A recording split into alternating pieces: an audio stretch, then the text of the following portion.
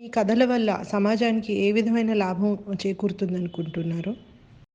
ప్రయోజనం అని నేను కథలు రాయాలని ఏం మొదలుపెట్టలేదు. మా ఇంట్లో చిన్న పిల్లోళ్ళున్నారు. వాళ్ళకి నేను కథ చెప్పాలంటే అది ఆశ్చర్యంగానో, బాధగానో లేదా ఏదో ఒక విషయం రొటీన్‌గా లేకుండా ఉంటే గదా! వాళ్ళు వింటారు.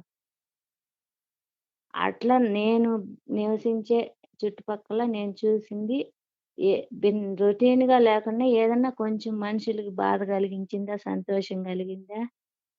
అట్లాంటి వాటిని ఎంచుకొని రాయడం జరిగింది. అంతేగాని దీనివల్ల ఏం మారుతుందనేది నాకు తెలదు. అది వాళ్ళు చదివిన వాళ్ళు, విన్నవాళ్ళు వాళ్ళకి వాళ్ళు మార్చుకోగలిగితే సంతోషం.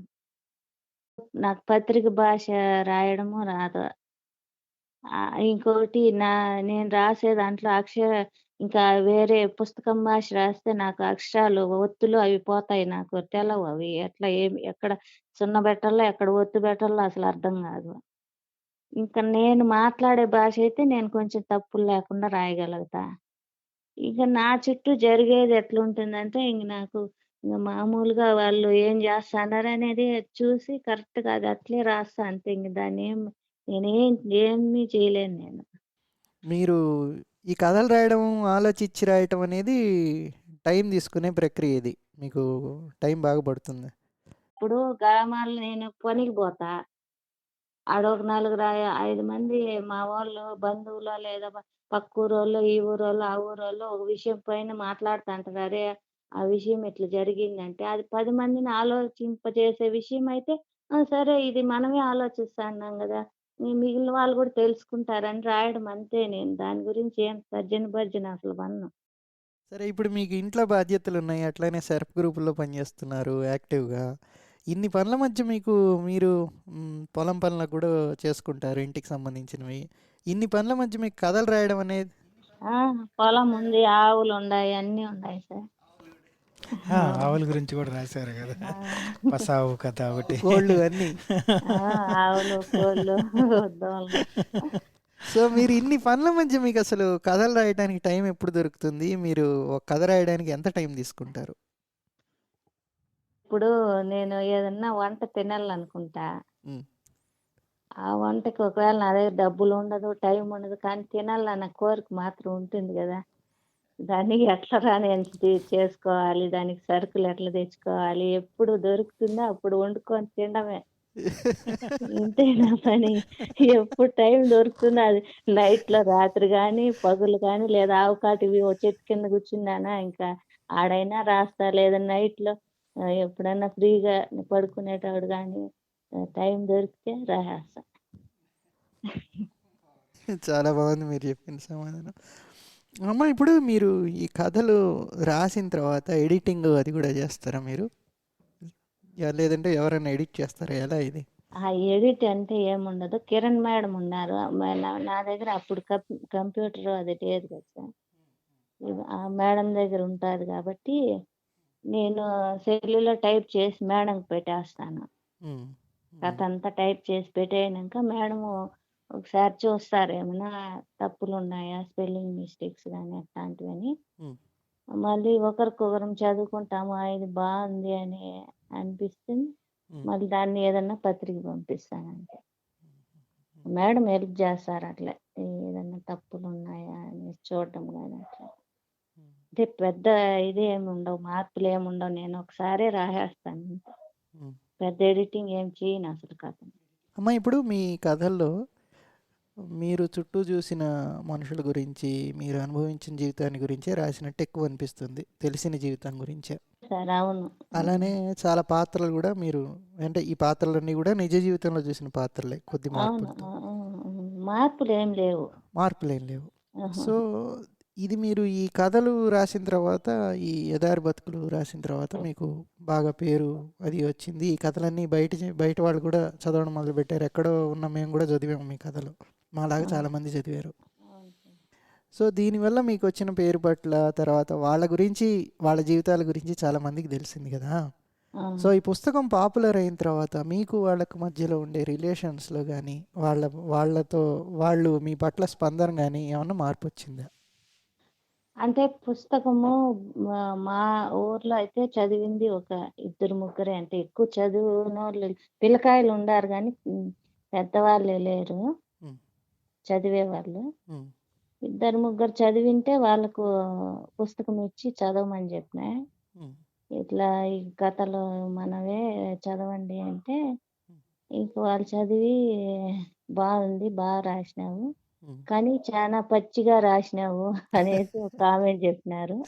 ఉమ్, ఇంకేం చెప్పలేదు సార్, బాగున్నాయి అన్నారు. ఉమ్, ఇంకా వీళ్ళు మా ఆ, బంధువులు ఉంటారు కదా, ఉమ్, వాళ్ళకి ఇట్లా పెద్దమ్మ చిన్నమ్మ నువ్వు చెప్పింది ఇట్లా రాసినాను అంటే ఆ, సర్లే రాసినావు, ఏమన్నారు వాళ్ళు, ఆ, ఎట్లుందంట, ఇది అది బాగుందన్నారంటే సరేలే అంటారంటే పెద్ద మార్పులు ఏం లేవు మాకు.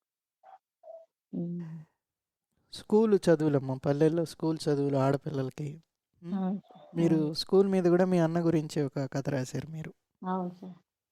సో ఇప్పుడు ఈ స్కూల్ చదువులు ఎక్కువ మంది చదువుకోవాలా, ఆడపిల్లకాయలు కానీ మగవాళ్ళు కానీ ఎక్కువ చదువుకోవాలని ఇప్పుడు పల్లెల్లో ఉన్న స్కూళ్ళల్లో ఎలాంటి మార్పులు వస్తే ఇంకా బాగుంటుందని మీరు అనుకుంటున్నారు? చాలా రావాలి సార్. ఎలాంటి మార్పులు రావాలి? చదువు చాలా ముందుకు వెళ్ళిపోయింది. ఉమ్, మార్పులు మాత్రం రెండు ఆ, సమంగా పోతా అంటే ఈ తేడా మనకు కనిపించేది కాదు. ఉమ్, కానీ చదువు ముందుకు వెళ్ళిపోయి ఉమ్, వాళ్ళ ఆలోచన ఉమ్, ద్వారాని దాన్ని ముందుకు తీసుకెళ్ళలేదంటే, ఉమ్, మా ఇంట్లో నా పిల్లలు ముగ్గురు చదువుకున్నారు సార్. ఉమ్, పెద్ద అమ్మాయి ఎంఏ బిఈడి అయిపోయింది, చిన్న అమ్మాయి ఎంఎస్సి చేస్తుంది, అబ్బాయి బిఎస్సి హార్టికల్చర్ థర్డ్ ఇయర్. ఉమ్, ఇప్పుడు జాబ్ లేవు వాళ్ళకి, పెద్ద అమ్మాయి ఖాళీగా ఉంది.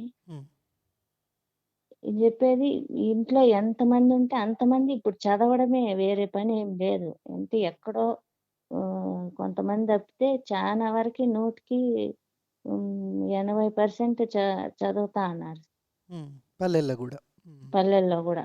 ఉమ్, ఉమ్, ఉమ్, ముందైతే ఒకరో ఇద్దరో చదివేవాళ్ళు, వీళ్ళకి బాగా తెలివి ఉందన్న వాళ్ళని బడికి పంపిస్తా అన్నారు, మిగిలిన వాళ్ళు వ్యవసాయానికి కూలి పనులకి ఉమ్, అట్లా పంపిస్తా అన్నారు. ఉమ్, ఇప్పుడు అట్లా లేదు, నువ్వు తెలివి ఉందా లేదా ఏం లేదు, బలవంతంగా నువ్వు పోయి చదివితేనే నువ్వు బతకగలవు, లేదంటే బతకలేవు. ఉమ్, ఉమ్, ఇట్లా ఈ ద్వారానికి వచ్చేసినారు సార్ అందరూ. ఇప్పుడు మనకు ఒకవేళ చిన్న ఎలిమెంటరీ స్కూల్ వరకు కూర్చోబెట్టి అక్షరాలు దిద్దిచ్చి అక్షరాలు నేర్పించే వరకు సరిపోతుంది. ఉమ్, హై స్కూల్కి వెళ్ళిన తర్వాత వాళ్ళకి స్కిల్స్ నేర్పించాలి సార్ ముఖ్యంగా, ఉమ్, అమ్మాయిలకు ఉమ్, అబ్బాయిలకు కానీ. ఉమ్, ఉమ్, కొంత మనం ఒకవేళ ఒక రోజంతా వాళ్ళ దగ్గరే గడుపుతారు కాబట్టి పిల్లలు, ఉమ్, మేము ఇంకా బయట వేరే స్కిల్స్ నేర్పించే స్తోమత మా దగ్గర ఉండదు. ఉమ్, ఉమ్, ఇప్పుడు డబ్బులుండే వాళ్ళైతే ఈ చదువు కాక ఇంక రకరకాల 4-5 స్కిల్స్ నేర్పిస్తారు. కొంచెం బాగా తెలిసిన వాళ్ళైతే ఇంకొంచెం మెట్టు పైకి, కానీ అవి ఉండవు కదా మా దగ్గర. వీళ్ళు ఏంటంటే ఏదో 4 అక్షరాలు నేర్చుకుంటా అన్నారు, వస్తా అన్నారు, ఇదే తెలుస్తుంది చాలా వరకు పిల్లల తల్లిదండ్రులకి. కాబట్టి స్కూల్స్లో హై స్కూల్ నుండే వాళ్ళకి అన్ని రకాలుగా బతకడానికి కావాల్సిన కళలన్నీ నేర్పిస్తే తప్ప ఈ చదువు ఇప్పుడు పిల్లలకి ఉపయోగపడదు. ఉమ్, ఎక్కడన్నా కానీ వాళ్ళు పోయి బతుక్కోవాలి, ఏ చిన్న వ్యాపారమైనా ఫీలింగ్ లేకుండా పోయి పెట్రోల్ బంకుల్లో పని చేయాలి, మెకానిక్ షెడ్లలో పని చేయాలి, హోటల్స్లో అంగళ్ళలో ఉమ్, ఎక్కడైనా పని చేయాలంటే మనం ఇప్పుడు అంటే టీచర్స్ ఒక పద్ధతిగా పంపించినారంటే ఈ పనులకి, ఇట్లాంటివి ఏవైనా డ్రైవింగ్స్ కానీ లేదా మాట్లాడే విధానము, ఇట్లాంటి స్కిల్స్ బాగా నేర్పిస్తే రేపు వాళ్ళకి ఉద్యోగం అనేది పెద్ద సమస్య అనిపించదు. కానీ ఇప్పుడు చదువు మాత్రం నేర్చుకొని ఉద్యోగం రాలేదన్నా, బయట పోవాలన్నా ఇప్పుడు మా పిల్లకాయలు బయట పోయి జాబ్ చేయాలన్నా కూడా చాలా వరకు ఎట్లా వెతుక్కోవాలి, ఈ కంపెనీలు కానీ ఇవి కానీ అది అనేది చాలా ఇబ్బంది పడతా అన్నారు సార్. వాళ్ళకి పుస్తకాలతో పాటు ఇవి కూడా నేర్పిస్తే, ఎందుకంటే ఈ చాలా ఏళ్ళు స్కూల్లోనే గడుపుతా అన్నారు కదా పిల్లలు. అవును. ఉమ్, అక్కడే బాగుపడి బయట రావాలి గాని మన దగ్గరికి వచ్చి మళ్ళీ ఫస్ట్ నుంచి మొదలు పెట్టాలంటే కష్టం. ఉమ్, ఉమ్, ఉమ్, అన్నీ నేర్చుకొని స్కూల్లోనే ఇంటికొస్తే వాళ్ళు తల్లిదండ్రులకు కూడా ఇబ్బంది ఉండదు. ఉమ్, ఉమ్, వాళ్ళు బతుకుంటారులే అనే ధైర్యం ఉంటుంది కాబట్టి ఉమ్, పుస్తకాలే కాదు ఇట్లాంటి కళలు అనేటివి ఇప్పుడు చాలా అవసరం కూడా. ఉమ్. ఎందుకంటే అందరూ చదివేదే కదా పిల్లలు. అందరిది ఇది. ఉమ్, మళ్ళీ వాళ్ళకి అందరికీ సరిపడా జీవనం కావాలంటే వాళ్ళు దేనికైనా ముందుకు పోయేంత ధైర్యాన్ని ఉమ్, అవి కల్పించాలి ఉమ్, స్కూల్స్లో. ఉమ్, ఉమ్, నేను అనుకునేది. ఉమ్, మీరు అనేది ఏంటంటే ఈ చదువుతో వాళ్ళు లైఫ్ స్కిల్స్ లేకపోతే వాళ్ళ జీవితంలో ఎలా పని చేసుకోగలరు, ఉపయోగించుకోగలరు వాళ్ళ స్కిల్స్ అనేది జరగట్లేదు. వాళ్ళకి ఆ వొకేషనల్ ట్రైనింగ్ లో అవి ఇప్పించగలిగితే వాళ్ళు ఇంకా ముందుకెళ్ళే ఛాన్స్ ఉంటుంది అంటారు మీరు కదా? అవును సార్. చిన్నప్పటి నుంచే ఏదన్నా ఒక వస్తువు అమ్ముకొని రావడం కానీ, లేదంటే ఒక డ్రైవింగ్ కానీ, ఏదో ఒకటి ఒక వ్యవసాయం ఏదో ఒక ఇప్పుడు మేము వ్యవసాయం కూడా నేర్పించే పరిస్థితిలో లేము. అవి కూడా రావడం లేదు వాళ్ళకి. ఉమ్, ఉమ్, ఎందుకంటే స్కూళ్ళల్లో గడిపేస్తారు. హాస్టల్స్ గడిపి ఇంటికొస్తారు. ఉమ్, ఇంకా వాళ్ళని తీసుకుపోయి మేము పొలంలో వేయలేము. ఒకవేళ కొంచెం బలంగా ఉన్న పిల్లలు చేయాలి అనే వాళ్ళుంటే చేస్తారు. కొంతమంది మేము ఎండకు పోలేం, చేయలేమంట. అదే చిన్నప్పటి నుంచి టీచర్ల దగ్గర నేర్చుకుంటే అన్ని పనులకి అలవాటు పడతారు అనేది సార్. ఉమ్, బాగుందమ్మా, బాగుంది. ఎక్కడ మనం ఎక్కువ సమయం ఉంటామో మన ఏదైనా అక్కడే నేర్చుకోవాలి అనేది. అమ్మా మామూలుగా మనము పల్లెల్లో పెరిగిన వాళ్ళమి, పొలాల మధ్య పెరిగిన వాళ్ళమి, పశువుల మధ్య పెరిగిన వాళ్ళమి, అవును సార్. జనాల మధ్య పెరిగిన వాళ్ళమి. నాకైతే మనకే ఎక్కువ స్కూళ్ళల్లో ఏమన్నా కళలు నేర్చుకునే వాళ్ళకంటే మన దగ్గరే ఇంకా దూసుకోపోగలం అనే అనే పోలేరు ఉద్దేశం సార్, కూడా. పోలేరు. ఎందుకంటే ఈ సినిమాలు, సెల్ ఫోన్లు, ఈ టీచింగ్ విధానం అస్సలు బాలేదు సార్. ఆ, ఆ. బాలేదు. ఇప్పుడు మా అమ్మాయిని ధైర్యంగా కొంతమంది పిల్లలు ఉంటారు. అంటే ఆ, అందరూ అట్లుండరని నేను చెప్పలా. కానీ చాలా వరకు ఇట్లే ఉంటారు. ఉమ్, ఉద్యోగాలు ఎత్తుక్కోలేరు, మంచి లైఫ్ ఎత్తుక్కోలేరు, మంచి ధైర్యంగా నాకు ఏంలే నేను ఏడైనా బతకగలను అనే ధైర్యం అయితే చాలా మందిలో లేదు సార్. కరెక్టే. నాకైతే మామూలుగా ఈ స్కూళ్ళ వ్యానుల్లో పోయి చదువుకునే పిల్లలు బెల్లబెల్ల మంది తిరుగుతుంటే ఏదో కోళ్ళ ఫారంలో పిల్లకాయలు తిరిగినట్టు, కోళ్ళు దిగినట్టు దిగుతుంటారు అనిపిస్తుంటుంది. మనోళ్ళే ఇంకా పల్లెల్లో పెరిగిన మనోళ్ళమే మనం ఇంకా ఈ నేచర్కి దగ్గరగా ఉంటాము. రైట్. పల్లెల్లో పెరుగుతారు సార్. కానీ వాళ్ళకి మనుషులు చెప్పే మనుషులు కావాలి కదా. తల్లిదండ్రులు బడికి పంపిస్తాన్నాంలే అయ్యో వాళ్ళే చెప్తారు ఏదో మనకు తెలియదు అనేసి ఉంటారు. ఇంక వాళ్ళు అక్కడ మామూలు రొటీన్ చదివే చెప్తారు. మధ్యలో వీళ్ళు ఎప్పుడు నేర్చుకుంటారా? అవునమ్మా. ఎక్కడున్నా కూడా నేర్పించాలి కదా సార్. ఇప్పుడు అడవిలో పుట్టిన బిడ్డకైనా తల్లి నేర్పిస్తేనే కదా అన్నీ నేర్చుకుంటారు. కరెక్టేనమ్మా. అట్లా ఇప్పుడు పక్క పిల్లోళ్ళు అట్లుండి మన పిల్లోల్ని ఇప్పుడు పక్కన పిల్లోళ్ళు స్కూలుకి పంపించి చక్కగా ఇంటికొచ్చి హోంవర్క్ చేసుకొని ఉంటారనుకో, మనం ఇంకా అదే పద్ధతిలో పెంచాలనుకుంటాం కానీ వేరుగా వాళ్ళని కష్టపెట్టి వాళ్ళని ఏడ్పించి చేయలేం కదా. కరెక్టే అమ్మా, కరెక్టే. అది నేను చెప్పేది అందరికీ సమానంగా నేర్పించే దాంట్లో గౌరవం ఉంటుంది. మనం డిఫరెంట్గా వాళ్ళని లాక్కొచ్చి చేయడం వల్ల అందరికీ బడ్డనే కదా అనేది. కరెక్టే, ఇప్పుడు కరెక్టే. స్కూల్లో పిల్లకాయలు 10 మంది ఒక రకంగా టీచర్ ఎవరికి ఏ ఇంట్రెస్ట్ ఉందని అక్కడ గ్రూపులు చేసి నేర్పించడంలో అదొక గౌరవం ఉంటుంది. వాళ్ళకి కూడా తిరిగి చేయడము ఇది నా చదువులో భాగం అన్నట్టు. ఇప్పుడు నేను వేరుగా బిడ్డని చేసేసి నువ్వు ఈడగో ఆడగో అంటే అది ఏదో వాళ్ళకి ఒక శిక్షలాగా ఉంటుంది సార్. ఇంకొకటి మేము చిన్నప్పుడు తల్లిదండ్రులకి ఒక 10 ఏండ్లు వస్తే ఒక ఆసరాగా ఉండేది సార్. అవును, అవునమ్మా. ఒక 10 ఏండ్లు బిడ్డ ఇంట్లో ఉందంటే ఒక సంసారాన్ని ఉద్ధరించేదన్నమాట. కరెక్టే కదమ్మా. మొత్తం ఇంటి పని కానీ, పొలం పనులు, పశువులు కాయడం ఇదంతా కుటుంబానికి సపోర్టే కదా. అవును. ఇద్దరు ముగ్గురు చిన్నపిల్లల్ని, చెల్లెల్ని, అక్కల్ని, అక్కల బిడ్డలు చిన్నపిల్లల్ని కూడా సాకడము. చూసుకునేది కదా పాప ఉంటే గాని. అట్లాంటప్పుడు ఆ బతుకు అనేది భారం ఆమ్, అనిపించలే. ఇప్పుడు తల్లిదండ్రులకి 50-40 ఏండ్లు వయసు వచ్చిన బిడ్డ చదువుకుంటాను, ఉద్యోగం లేకనా ఇంట్లో ఉంటే ఎంత నరకం ఉంటుంది సార్ ఆ బిడ్డలకి, ఆ తల్లిదండ్రులకి. నిజమేనమ్మా, నిజమే. అట్లాంటప్పుడు మనం బతుకు తెరువే నేర్పిస్తే ఫస్ట్ నుంచి ఏదో ఒక బతుకులో పోతా ఉంటారు కదా. పిల్లలు ఇప్పుడు డిగ్రీలు చదివి కేవలం ఇదేంది ఇది అంటే ఇది వాళ్ళకి ఇంగ్లీష్ మీద పట్టు లేనందువల్ల అంటారా, లేకపోతే భాష కాదు సార్ ఇది. భాష కాదు? భాష అస్సలు భాష ప్రాబ్లం కాదు. మైండ్ సెట్ ని అట్లా సెట్ చేయకపోవడం పిల్లలకి అంతే. వాళ్ళకి ఆ ప్రోత్సాహము లేదు. మనం ఈ వయసు వచ్చినాక ఈ పని చేసుకొని బతకాలి, తల్లిదండ్రులకు భారం కాకూడదు అన్న ఆలోచనలు ఇవన్నీ ఉంటే వాళ్ళు ఎట్లయినా పోతారు సార్ ముందుకి. అమ్మ ఇంకా మీ కథల్లో చాలా కథల్లో ఆడవాళ్ళు పడే ఇబ్బందుల గురించి రాశారు భర్తల వల్ల. వాళ్ళ అవును భర్తలు సార్. సవ్యంగా లేనందువల్ల రకరకాల కారణాలు. అవును సార్.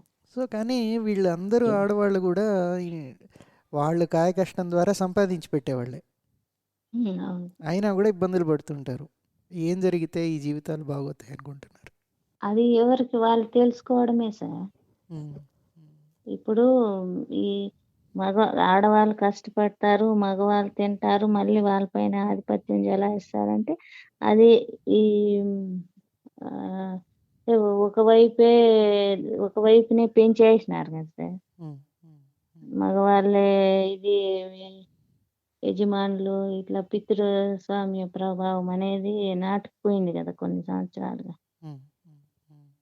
కొన్ని శతాబ్దాలుగా. శతాబ్దాలుగా. అది నాటుకుపోవడంతో ఇంకా దాన్ని ప్రభావాలు తగ్గుతా వస్తే తప్ప ఇంకా ఏం చేయలేదు సార్. నా భాషలో చెప్పాలంటే ఒక 2 ఎద్దులు బండి కడతాము, ఆ బండికి బరువు వేస్తాము, ఉమ్, అవి లాక్కొని పోతా ఉంటాయి. ఉమ్, ఏదన్నా ఒకటి దాని పనిలో ఇది చేసిందంటే బరువు అంతా ఒక పక్క వాలిపోతుంది. ఉమ్, ఉమ్, ఆ వాలిపోయినప్పుడు ఏమైతుంది, ఒక పక్కన బండి వాటు పడుతుంది అంటాం. ఉమ్, ఆ వాటు పడినప్పుడు ఆ వాలిపోయిన ఎద్దు పక్క ఇబ్బంది ఎక్కువైపోతుంది.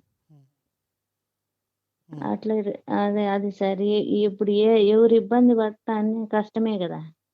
అట్లా మగవాళ్ళ వైపు ఇబ్బంది ఉండకూడదు, ఆడవాళ్ళ వైపు ఇబ్బంది ఉండదు. ఎవరికి వాళ్ళు తెలుసుకోవాలా. ముఖ్యంగా మనం మనుషులము, ఎవరిని ఎవరు హింసించుకోకూడదు, ఎవరిని ఎవరు బాధ పెట్టుకోకూడదు. వాళ్ళు వచ్చినా కూడా మరీ అంత సీరియస్గా పోకూడదు అని సర్దుకొని పోవాలి అనేది వాళ్ళు తెలుసుకునేంత వరకు కష్టమే సార్ ఇది. మీ జీవితంలో మీరు ఎవరినైనా ఆదర్శంగా తీసుకోవడం జరిగిందా మీ జీవితాన్ని మలుచుకోవడానికి? ఆదర్శం అంటే ఎందరో వస్తా అంటారు సార్, ఒకరని చెప్పలేం కదా. మన జీవితంలో ఎన్నో విషయాలు ఎంతో మంది కలుస్తా అంటాం. ఉమ్, ఉమ్, ఒక్కొక్కరి దగ్గర ఒక్కొక్క విషయం బాగా నచ్చుతుంది మనకి. ఉమ్, ఉమ్, సరే ఇది బాగుంది, ఇట్లా కూడా పోవచ్చు ముందుకు అనిపిస్తుంది. కానీ ఉమ్, ఇంకా ఎక్కువ మరీ ఒక 100 విషయాల్లో ఒక విషయం అంటే నాకు చిన్నప్పుడు లచ్చిమవ్వ అనే అవ్వ ఉండేది. ఉమ్, ఆమె నవ్వు ఇష్టం నాకు. ఉమ్, ఎప్పుడు సంతోషంగా ఉండేది. కానీ ఆమె ఎన్ని బాధలు ఉన్నా కూడా బాగా నవ్వుతా ఉండేది, నవ్విస్తా ఉండేది జనాలు. ఉమ్, అది ఇష్టం. అది ఆమె నాకు ఉమ్. తర్వాత ఇప్పుడు మీ రెండో పుస్తకం హైదరాబాద్ బుక్ ట్రస్ట్ వాళ్ళు పబ్లిష్ చేస్తున్నారు మళ్ళీ. రెండో పుస్తకంలో కథలు మొదటి పుస్తకం అంటే మొదటి పుస్తకం రాశారు మీరు, చాలామంది చదివారు, మీకు ఫీడ్బ్యాక్ కూడా వచ్చి ఉంటుంది చాలామంది దగ్గర నుంచి ఎట్లా ఉంది ఏందనేది. సో మొదటి పుస్తకంలో రాసిన కథలకి రెండో పుస్తకంలో రాసిన కథలకి డిఫరెన్స్ ఏమన్నా ఉంటుందా, ఏ రకంగా ఏమన్నా తేడా ఏమన్నా ఉంటుందా అనేది రెండో ప్రశ్న. ఉంటుంది సార్. ఇది మొదటి పుస్తకము కొంచెము చిన్న కథలు. రెండో పుస్తకం కొంచెం రాయడం అదే చెప్తానులే, నేర్చుకోగా ఎక్కువైపోతాయి అనేసి అట్లా కొంచెం పెద్ద కథలు అంటే తేడా ఏముండదు. అంటే మీరు రాసే విషయాల్లో తేడా ఏం లేదా? రాసే విషయాలు సార్, ఉమ్, విషయాలు తేడా నేను ఎట్లా చెప్పగలను సార్. ఈరోజు ఏదో అదేదో చేసినట్టు ఎట్లా ఉంటే జీవన విధానం అట్లా వస్తాయి కథలు. నేను తేడా చేయలేను కదా సపరేట్గా. నేను తేడా చేసి రాసేదానికి నేనెవరు సార్ అది? కల్పించి రాయలేను కదా నేను. అది ఊహాగానం కథలయిపోతాయి. ఇప్పుడు ఊహించి ఇట్లా సినిమాలు గాని తీసి అట్లా రాస్తే అప్పుడు ఏం చేస్తుంది, అవును సార్ నేను ఇట్లా ఊహించిన, అట్లా ఊహించిన దానికి తగ్గట్టు రాస్తాను అని చెప్పొచ్చు.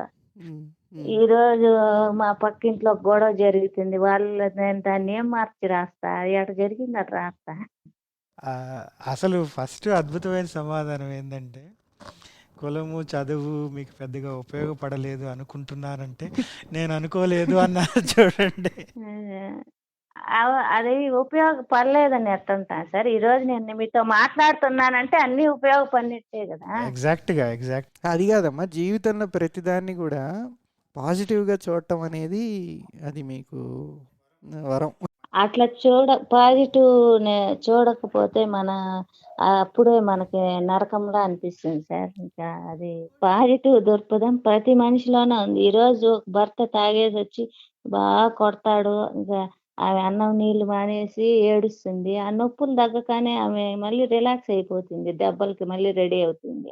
ఇలా పాజిటివ్ ప్రతి ఒక్కరిలో ఉంటుంది సార్. నెగెటివ్ ఏది లేదు సార్. ఇప్పుడు జరిగేటివి కూడా నాగరికత కూడా నెగెటివ్ ఎక్కడ, జాతి యుగం నుంచి మారినామంటే అంత పాజిటివే కదా. నెగెటివ్ అనేది ఉందా అసలు? అట్ట కాదమ్మా, అందులో ఆ పాజిటివ్నెస్ అనేది స్త్రీలలోనే ఎక్కువ ఉంది. ఇప్పుడు ఆయన తాగి వచ్చి కొట్టి మళ్ళీ నొప్పులు తగ్గగానే ఆ మామూలు అయిపోయి ఇదైపోతుంది. స్త్రీలలో ఎక్కువ లేదు సార్ పాపము. ఎక్కువ ఉండేలా రుద్దినామంతే మనం. కాదు సార్, ఇప్పుడు ఈ మూఢనమ్మకాలు అనేటివి ఉంటాయి కదా. ఇప్పుడు ఒక దేవుడి దగ్గర పోతాము. లేదమ్మా అక్కడ ఈ కోనేరు ఇది ఉంటుంది. నువ్వు ఆ కోనేరులో మునిగేసి ఆడ పోయి గుడి చుట్టూ తిరిగినావంటే నీకు బాగా జరుగుతుంది. నువ్వు ఇది జరుగుతుంది. అవును ఇట్లే చేయాలా. చాలా మంది చాలా సంవత్సరాలుగా ఇట్లా చేయడం వల్లే మంచి ఫలితాలు సాధించినారు అనేసి ఎవరెవరో చెప్తా అంటారు మనకి. ఆడికి పోతాను మనకి ఇది చేయకపోతే నాకు జరగదేమో మంచి. పాజిటివ్‌నెస్ ఆడవాళ్ళకి ఎక్కువుంది అంటే, నేను దానికి ఏం చెప్తానంటే, ఈ ఆడోళ్ళకి ఇల్లే లేకుండా జేయనంక ఇంక ఉన్న ఇంట్లో సర్దుకుపోక ఏం సస్తుందా సార్? ఇంకోటి ఏంటంటే, మీరు మనుషుల గురించి రాయడమే కాదు, జీవితంలో పల్లె జీవితంలో ఆడవాళ్ళకి పశువులు పశువులు వాటి మీద కూడా ఎంత అనుబంధం ఉంటుంది, ఇంట్లో మనిషి మాదిరి ఎట్లా ఉంటుంది అనేది కూడా చాలా చక్కగా మనిషి కంటే ఎక్కువ సార్ అది. అది మీరు ఆ పూలపెట్ట కథ రాసిన దాంట్లో కొడుకులు కూతుర్లు వీళ్ళందరికంటే పూలపెట్టే ఆమెకి ఒక కొడుకులాగా అన్ని సంపాదించి పెట్టింది అని అని ఒక అద్భుతం అమ్మ. అది మాత్రం అంటే ఎలా ఉంటుంది వాళ్ళ లైఫ్లో పశువులు పక్షులు అన్ని ఎలా పెనవేసుకోబోతాయి అనేది. అంటే ఇప్పుడు ఒక కుటుంబాన్ని ఒక పశువు ఉందంటే అది సాకుతా ఉంది కదా సార్ వాళ్ళు. అవునమ్మా, అవును అవును. అట్లా చూడు అవి మనుషులకంటే మనం చేసే పనే కదా అవి చేస్తున్నాయి. అవునమ్మా. ఇంకా అట్లా వాటి మీద ప్రేమ లేకపోతే ఇక మనం ఏం అర్థమేముంది సార్. అవును. మీరు ఇంకొన్ని కథల్లో మీరు ఇప్పుడు వస్తున్న మార్పులు బట్టి మనుషుల మధ్య ఉండే సంబంధాలు ఎట్లా? ఇప్పుడు ఏదైనా సార్ మార్పు అనేది జరిగేటప్పుడు కొన్ని ఆశలు కోరికలు మనం వదులుకోలేము. అట్లా అప్పుడు ఏం జరుగుతుంది, ఇదేదో పోగొట్టుకున్నామన్న ఫీలింగ్ బాధ వచ్చేస్తుంది. అవి మనం వదిలిపోతా ఉన్నాయి, కనుమరుగు అయిపోతాండాయి అన్నప్పుడు మనకి బాధ అవుతుంది. అవి పోతా ఉన్నాయి అనేది దాంట్లో కొంచెం ఆలోచిస్తామన్నమాట. అరే నాకు అదే బాగుండేమో అని. ఇది అలవాటు పడే వరకు అవి మర్చిపోవడం కష్టం. అట్లాంటి దీంట్లో జరిగినవి అవి. ఇప్పుడు టీవీలకి అలవాటు పడతా ఉన్నారు కదా సార్, పడిపోయినారు చాలా వరకు. అప్పుడు టీవీలు లేవు, అందరూ బాగా కలివిడిగా ఉన్నారు. ఇక ఇది ముందుకు సాగాలంటే ఇంక దాని నుంచి బయట వచ్చేటప్పుడు జరిగే సంఘర్షణలే ఇవి అంతే. మళ్ళీ పోయి మనం టీవీలు లేకుండా బతకాలనేది కూడా అది కూడా కష్టమే కదా. మళ్ళీ వెనక్కి పోలేము, ముందుకే పోవాలా. ఆ వెనక జ్ఞాపకాలను వదిలించుకోవడంలో పడే కష్టాలు, కన్నీళ్ళు, ఒక ఆశ గాని ఒక ప్రేమించింది ఏ వస్తువైనా పోగొట్టుకునేటప్పుడు జరిగే సంఘర్షణే అది. అవునవును. అదే ఆ హ్మ్. కథలో చివర్లో గూడా మీరు మళ్ళీ ఆమెని 3 రోజులు జ్వరం పడి శక్తి లేని ఆమెని మీ ఇంటికి తీసుకెళ్ళి మళ్ళీ హ్మ్. ఆమెకు మళ్ళీ టీవీ పెట్టి మీరు మీ పనిలో పడతారు. టీవీ ముందున కూర్చోబెట్టి అదే. అట్లా అదే. సార్. ఎండింగ్ ఇప్పుడు అదే. నేను టీవీలు వద్దు, ఇది బాలేదు, ముందు కాలమే కావాలంటే వెనక్కి పోలేం కదా ఇప్పుడు పోలేం. మనం. కరెక్టేనమ్మా. మళ్ళీ ఏం కరెక్టే. చేయాలి? ముందుకే పోవాలి. ముందుకే అది ఆ మధ్యలో జరిగే చిన్న సంఘర్షణలు గుర్తు చేసుకోవడానికి అంతే ఇవి. కానీ ఇప్పుడు సందేశం ఇవ్వడానికి కాదంటారు. అంతే కరెక్టే అది. కాదు సార్. సందేహం ఏది మనం ఇవ్వలేము. అది ఇచ్చిన సందేశాలు నిలబడవు కూడా. గుర్తు చేసుకోవచ్చు. ఇప్పుడు మా మా మా మా ఇంట్లో ఒక నలుగురం ఉండాము. ఒక్కొక్కరికి ఒక్కొక్క ఇష్టం. ఒక మనిషి ఏం చేస్తది? అన్ని వస్తువులు దాచిపెడతది. పాతవి, హ్మ్. కొత్తవి అన్నిటిని పోగొట్టుకోకుండా. ఎందుకంటే వాటిని చూసినప్పుడల్లా అదొక ఆనందం కలుగుతుంది. హ్మ్. ఈ కథలు కూడా అంతే, మనం దాచిపెట్టుకోవడం తప్పితే దీనివల్ల సందేశాలు గాని, హ్మ్. వీటి వల్ల ఏదో మార్పులు జరిగిపోతాయని గాని, హ్మ్. ఇయన్నీ హ్మ్. పొద్దుపాని మాటలే. ఓకే. దాచిపెట్టుకోవచ్చు, చూసుకోవచ్చు జ్ఞాపకాలంతే. హ్మ్. ఇట్లా బతికినాము ఒక పొజిషన్‌లో అని హ్మ్. అనుకునే దానికి అంతే. మన జ్ఞాపకాలు తప్పితే ఇంక దానివల్ల మనం మార్పులు, చేర్పులు చేయలేము. హ్మ్. వాటంతట అవి చేసుకొని పోతా అంటే చూడడం తప్ప ఏం చేయలేం. ఇప్పుడు ఒక 50 ఏళ్ళకి ముందు చేసిన శాసనాలు గాని, రాజ్యాంగాలు గాని ఇప్పుడు జరగతాండాయా? హ్మ్. హ్మ్. హ్మ్. కొన్ని మారతాయి గదా! హ్మ్. కరెక్టేను. హ్మ్. మళ్ళీ ఏది నిలబడుతుందని నేను చెప్పగలను, మీకు చెప్పండి? ఏది నిలబడతా ఏది అది ఒక నిలబడదు. చిన్న గుర్తంతే. హ్మ్. మనకు తెలియనప్పుడు ఏదో జరిగింది. హ్మ్. దాన్ని తెలుసుకుంటున్నాం. దాంట్లో ఏం లోటుపాట్లనేది ఆలోచిస్తాం, సంతోషిస్తాం, లేదా బాధపడతాం, ముందుకు పోతా ఉంటాం అంతే. ముందుకెళ్ళాల్సిందే. ముందుకు తెల్లాల్సింది తప్పదది. ఈ కరోనా నేపథ్యంలో గూడా ఒక కథ రాశారు గదా! దాని ప్రభావం మీ మీద ఎలా ఉంది? ఆ ప్రభావం అందరి మీద ఉంటుంది సార్. కానీ ముందుటి నుంచి వాళ్ళు బతుకుతున్న జీవన విధానము, జీవన శైలులను బట్టి ఇప్పుడు నేను గ్రామాల్లో తక్కువ జనాలుంటారు. ఇక్కడ ఏదో మాకు తిండికి కొంచెం దొరుకుతాయి కాబట్టి ఏదో మాకు దొరికే రిలీఫ్ మాకు దొరుకుతుంది. కానీ అక్కడ పట్టణాల్లో ఎక్కువ వాళ్ళకి తిండికి ఇబ్బంది, నీళ్ళకి, తిండికి ఇట్లా ఎక్కువ జనాలుంటారు. తిరగడానికి గాని, ఉండడానికి గాని ఇరుకిండ్లల్లో అట్లా వాళ్ళకి అంటే వాళ్ళ జీవన విధానానికి జరిగే నష్టం వాళ్ళకి జరుగుతుంది. మనకు జరిగే నష్టం మనకు జరుగుతుంది. ఇక దాన్ని ఎట్లా పోల్చగలం సార్? అందరము అనుభవించినాం గదా! అందరం మాస్కులు పెట్టుకున్నాం, ఇళ్ళల్లో ఉండాం. దాని నష్టాలు ఏం చేస్తాం? మనకు తెలిసిన నష్టాలే. బయట తిరగలేదు, తిండికి ఇబ్బంది పడినారు, డబ్బులకి ఇబ్బంది పడినారు. చస్తే మనిషిని పూడ్చడానికి జనాలు రాక ఇబ్బంది పడినారు. పెళ్ళిళ్ళు చేసుకుంటే ఎంజాయ్ చేయలేక ఇబ్బంది పడినారు. ఇక ప్రేమికులు కలుసుకోలేక ఇబ్బంది పడినారు. ఇలాంటివన్నీ ఇబ్బందులు ఉంటాయి. అందరం అన్నీ ఏ చెట్టుకు దోలే గాలి ఆ చెట్టుకు ఖచ్చితంగా దోలుతుంది సార్. కవితలు కూడా రాస్తున్నారమ్మా మీరు కథలతో పాటు మొదటి నుంచి? మొదటి నుంచి రాయలేదు సార్. నాకు మధ్యలో హ్మ్. ఏదో రాద్దాము అనిపించింది. హ్మ్. అదేదో చిన్నవిగా ఉన్నాయి గదా! హ్మ్. ఈ హ్మ్. పెద్ద పెద్ద కథలు నేను రాస్తాను. చిన్న కవితలు రాస్తే ఏమన్నా మనకు టైం కలిసొస్తుందేమో అని ఒక ట్రై చేసినా. సర్లే ఇదేదో సక్సెస్ అయింది చూద్దాం అనేసి మళ్ళీ ఆపిపెట్టినా. రాయలే ఇప్పుడు.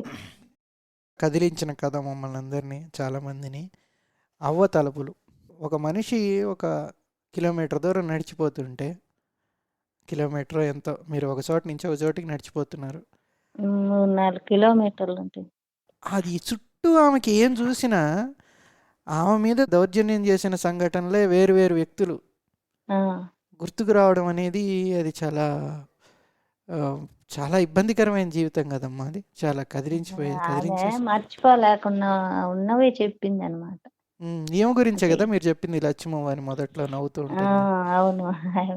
ఆమె ఆమె ఆమె అన్ని కష్టాలు పడినా కూడా ఆమె ఎప్పుడు నవ్వుతూ ఉంటుంది. అవుతూనే ఉంటుంది. ఎప్పుడు నవ్వుతానే ఉంటుంది సార్. ఏది గూడా ఉమ్, దేని గురించి గూడా ఎక్కువ ఆలోచించడము, ఉమ్, కుళ్ళుకోవడము, ఈర్ష్య అట్లాంటివి అసలు ఆమెకు తెలియనే తెలియదు. అంటే మనకి ఒక గాయం తగిలింది. దాన్ని మాన్పుకొని ముందుకు పోవడం అనేదే కదా సార్ బతుకు అంటే.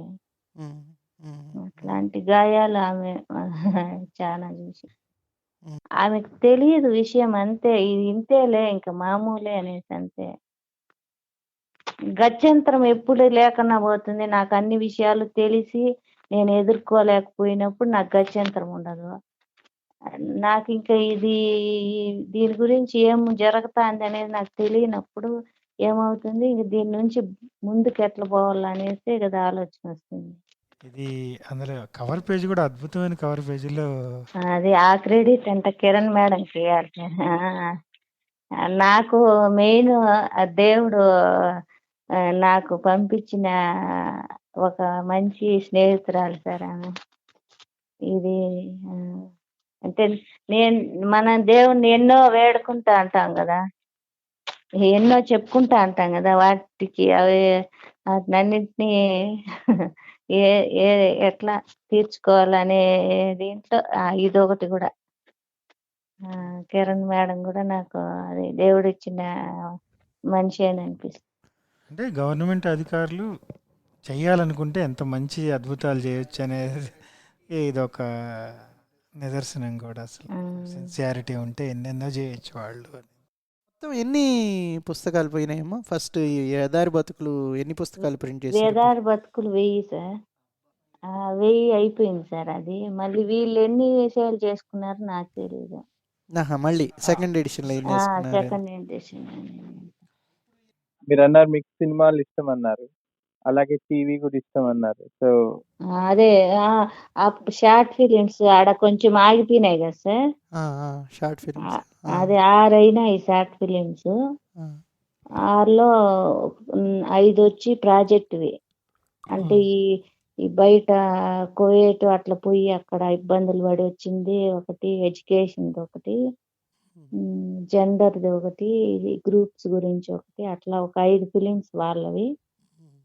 ఇంకా మళ్ళీ నేను ఓన్గా ఒకటి చేసిన, అది రాయి పలికిన రాగాలు అనేసి టీబీ పైన ఒకటి. అంటే టీబీ జబ్బు వస్తే ఎట్లా ఆడవాళ్ళకి వస్తే ఎట్లా, మగవాళ్ళకి వస్తే ఎట్లా అనేసి దాన్ని ఒకటి చేసినాను. మళ్ళీ ఇది వచ్చి ఈ రాయి పలికిన రాగాలు, ఈ షార్ట్ ఫిలిం హైదరాబాద్లో తెలంగాణ ఫిలిం ఛాంబర్లో మాది బ్యానర్ ఒకటి రిజిస్ట్రేషన్ అయింది సార్, సంగం క్రియేషన్స్ అని. ఓకే ఓకే, అది మీరు సొంతగా మొదలుపెట్టింది? మళ్ళీ చేయలేదు ఈ మధ్య. ఇంకా మళ్ళీ దానికి ఇది కూడా వచ్చింది, మా సెన్సార్ సర్టిఫికెట్ కూడా తీసుకున్నాము ఆ ఫిలింకి. ఇప్పటిదాకా మీరు జీవితంలో చూసిన దాంట్లో, అనుభవించిన దాంట్లో మీకు అన్నిటికంటే సంతృప్తికరమైన విషయం ఏంటమ్మా? నాతో నేను పోరాడి గెలవడం. నిజం చెప్పాలి, నా మనసు నాకు బాధ వేసినప్పుడు, సంతోషమైనప్పుడు నన్ను నేను అర్థం చేసుకోవడం, నాకు అది సమాజం నుంచి నేర్చుకున్నా కాబట్టి నాకు అది బాగా సంతోషం అనిపిస్తా. నాతో నేను మాట్లాడుకోగలుగుతున్నా, ఇది బాగుంది. అంటే పిచ్చి అని కాదు, అదుగా ఆత్మతృప్తి. బాగుందమ్మా. మీరు ఇలానే బాగా చక్కటి కథలు అవి రాస్తూ, మీరు అనుకున్నవన్నీ జీవితంలో సాధిస్తూ చాలా ముందుకెళ్ళాలని మా ఆకాంక్ష. చాలా చక్కటి పాజిటివ్ ఫీలింగ్ వచ్చింది మాకందరికైతే. నాకు చాలా బాగుంది. బరువు సార్, మనకి అన్ని బాధ్యతలు మోయకూడదు. ఇప్పుడు నేను ఏదో ఒక పెద్దగా అనుకున్నానంటే అది అన్ని బరువులు అయిపోతాయి మనకు. అన్ని పక్కన పడేసి ఎట్లున్నాము అట్లున్నామనుకో, ఏ బరువు అనిపిస్తుంది.